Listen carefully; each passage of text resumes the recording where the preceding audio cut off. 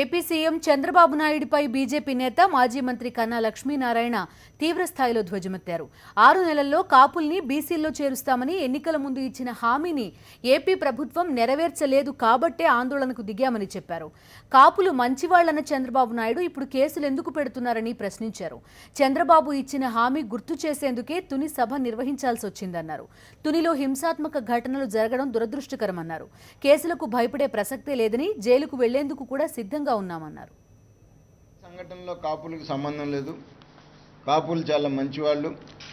వీళ్ళని అడ్డం పెట్టుకుని కొన్ని అసాంఘిక శక్తులు దాంట్లో ప్రవేశించి వైఎస్ జగన్మోహన్ రెడ్డి అనేటువంటి వాడు వీటికి పాల్పడ్డాడని చెప్పేసి రాష్ట్ర ముఖ్యమంత్రిగా, హోంమంత్రిగా కూడా మరి వాళ్ళ ప్రభుత్వ తరపు నుంచి ఒక ప్రకటన ఇచ్చారు.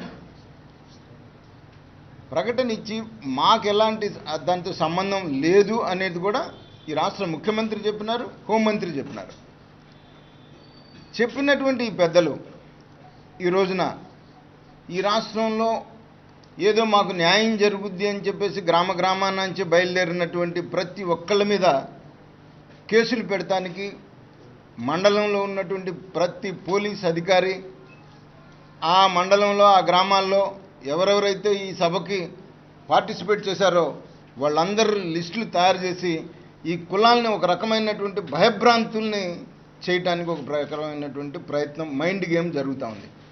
ఒక పక్క జరుగుతూ ఉంది, ఇంకొక పక్క నాయకుల మీద, మాలాంటి వాళ్ళ మీద కేసులు పెడుతున్నారు. మేమైతే కేసులకేం భయపడేటువంటి పరిస్థితి మాకు సంబంధం లేదు. మేమేం మాట్లాడలే డయాస్ మీద.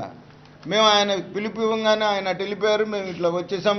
ఇంటికి తిరిగి గుంటూరు వచ్చినటువంటి పరిస్థితి, జరిగినటువంటి సంఘటనలకు మాకు సంబంధం లేదు, మేము ఖండించాం కూడా సార్.